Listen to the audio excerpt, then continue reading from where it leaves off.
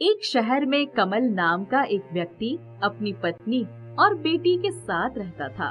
कमल auto rickshaw चलाकर अपने परिवार का पालन पोषण करता था। एक दिन जब कमल रात 8 बजे अपने घर जा रहा था तो उसे एक बूढ़ी औरत मिलती है। बूढ़ी औरत हाथ देकर ऑटो रोकने का इशारा करती है। कहाँ जाना है आपको? बेटा, मैं बहुत मुसीबत में हूँ, मेरी मदद कर दो। क्या बात है माँ जी? बेटा, मैं दीनापुर गांव से आई हूँ। किसी ने मेरा पर्स चोरी कर लिया। अब मेरे पास वापस जाने के लिए पैसे नहीं हैं। क्या तुम मुझे दीनापुर गांव तक छोड़ दोगे? कमल को बूढ़ी औरत पर बहुत दया आती है। दीनापुर गांव तो बहुत दूर है, मुझे आपको छोड़कर घर वापस जाने में आधी रात हो जाएगी। आप एक काम करिए, आज रात आप मेरे घर रुक जाइए। मेरे घर पर मेरी पत्नी और मेरी बेटी है। लेकिन बेटा, मैं वहाँ। आप चिंता मत कीजिए माँ जी, आप मेरी माँ जैसे हैं। मैं कल सुबह दीनापुर गांव में आपको छोड़कर आ जाऊंगा। पर बेटा। अरे माँ जी, मैं आपके बेटे जैसा ही हूँ, आप घबराइए मत। ठीक है बेटा। कमल बूढ़ी औरत को घर ले आता है। घर पर उसकी पत्नी और बेटी बूढ़ी औरत से मिलकर बहुत खुश होते हैं। कमल की पत्नी बूढ़ी औरत की बहुत सेवा करती है। अगले दिन कमल बूढ़ी औरत को छोड़ने दीनापुर गांव जाता है। लीजिए माँ जी, आपका घर आ गया। बहुत बहुत शुक्रिया बेटा, तुम बहुत नेक हो। आओ अंदर चलो। नहीं माँ जी, मुझे वापस जाने में देर हो जाएगी, मैं चलता हूँ। रुको, अपने पैसे तो लेते जाओ। अरे माँ जी, कैसी बातें करती हैं आप? माँ से कोई पैसे लेता है क्या? आप रहने दीजिए। बेटा, तुमने मेरी इतनी मदद की है, मैं तुम्हें ऐसे नहीं जाने दूंगी। तुम मेरे साथ आओ। कमल बूढ़ी औरत के साथ जाता है। बूढ़ी औरत उसे अपने घर के पीछे बने एक बाड़े में ले जाती है। वहाँ एक ऑटो रिक्शा खड़ा होता है। बेटा, ये ऑटो रिक्शा मेरी तरफ से तुम्हारे लिए छोटी सी भेंट है।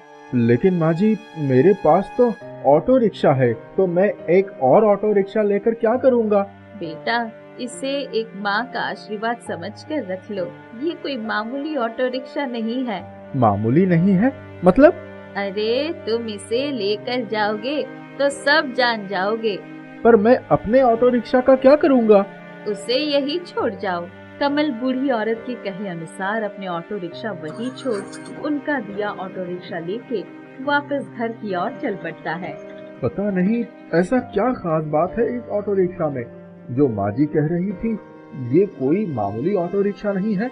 लगता है कोई खजाना छुपा हुआ है इस ऑटो रिक्शा में। ओहो, आज गर्मी बहुत है, कितनी तेज धूप है। काश इस ऑटो रिक्शा में ठंडी ठंडी हवा के लिए एसी होता। तभी कमल को अपने ऊपर ठंडी ठंडी हवा महसूस होती है। वो ऊपर देखता है तो ऊपर एसी लगा होता है। अरे, ये एसी कहाँ से आ गया? पहले तो नहीं था। कहीं इस ऑटो रिक्शा में कोई जादू तो नहीं है? काश ठंडी ठंडी लस्सी मिल जाती। तभी कमल को अपने आँखों पर विश्वास नहीं होता, क्योंकि पीछे की सीट पर एक बड़ा गिलास लस्सी का रखा होता है। कमल ऑटो रिक्शा को सड़क के किनारे रोकता है और ठंडी ठंडी लस्सी पीता है। अरे वाह, गर्मी में ठंडी ठंडी लस्सी पीकर तो मजा आ गया। अब समझ आया माँ जी ने क्यों कहा था कि ये कोई मामूली ऑटो रिक्शा नहीं है। ये एक जादुई ऑटो रिक्शा है, जिससे मैं जो मांगूंगा वो मिल जाएगा। कमल ये बात अपनी पत्नी को बताने जल्दी जल्दी अपने घर पहुँचता है। अरे भाग्यवान, सुनती हो, हमारी तो लॉटरी लग गई। ऐसा क्या हो गया जी? जानती हो, वो जो माँ जी थी जो हमारे यहाँ कल रुकी थी, उन्होंने मुझे क्या उपहार दिया है। क्या दिया है जी? बाहर आओ, दिखाता हूँ। कमल की पत्नी बाहर आती है तो बाहर एक नया ऑटो रिक्शा खड़ा दिखती है। क्या जी, ये क्या उपहार है? ऑटो रिक्शा तो हमारे पास ही था, फिर ये नया ऑटो रिक्शा की क्या जरूरत थी? देनी थी तो एक कार दे देती। अरे भाग्यवान, यही बात इसी ऑटो रिक्शा के अंदर बैठकर बोलो। क्यों जी, अंदर बैठकर बोलने से ऑटो रिक्शा कार में बदल जाएगा क्या? अरे बैठकर बोलो तो सही। काश हमारे पास एक बड़ी सी कार होती। तभी उसके आश्चर्य का ठिकाना नहीं रहा जब उसने वहाँ एक लंबी चमचमाती कार देखी। ये तो चमत्कार हो गया जी, मैंने कार मांगी तो हमें कार मिल गई। अरे क्योंकि ये ऑटो रिक्शा जादुई है, इसमें बैठकर तुम जो भी मांगोगी वो तुम्हें मिल जाएगा। क्या जादुई ऑटो रिक्शा? फिर तो मैं इसे बहुत सारे सोने के गहने और नए नए कपड़े मांगूंगी। कमल की पत्नी ऑटो रिक्शा से बहुत से सोने के जेवर और कपड़े मांगती है। ऑटो रिक्शा सोने के गहने और नए नए कपड़ों से भर जाता है। सुनो जी, अब हमें ये जादुई रिक्शा मिल गया है, तो अब हमारी सारी जरूरतें पूरी हो जाएंगी। अब तुम्हें यूँ ऑटो रिक्शा चलाकर इधर उधर भटकने की जरूरत नहीं है। तुम सही कह रही हो भाग्यवान, अब मुझे इधर उधर भटकने की कोई जरूरत नहीं है। अब तो हमारे पास सब कुछ होगा, बड़ा घर, गाड़ी, नए नए कपड़े, जूते, सब। कमल जिस जिस चीज का नाम लेता जाता है सब उसके सामने आ जाती है। कमल बहुत बड़ा आदमी बन जाता है।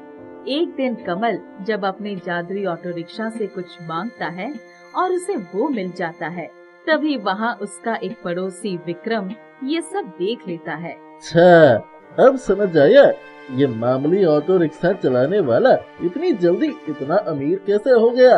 ये सब इस जादुई ऑटो रिक्शा का कमाल है। आज रात जब सब सो जाएंगे, मैं चुपके से इसके जादुई ऑटो रिक्शा को चुरा लूंगा और इसकी जगह एक मामूली ऑटो रिक्शा खड़ा कर दूंगा। रात के समय विक्रम कमल की ऑटो रिक्शा को एक साधारण से ऑटो रिक्शा से बदल देता है। विक्रम ऑटो रिक्शा को बहुत दूर ले जाता है। मुझे एक बड़ी सी कार चाहिए।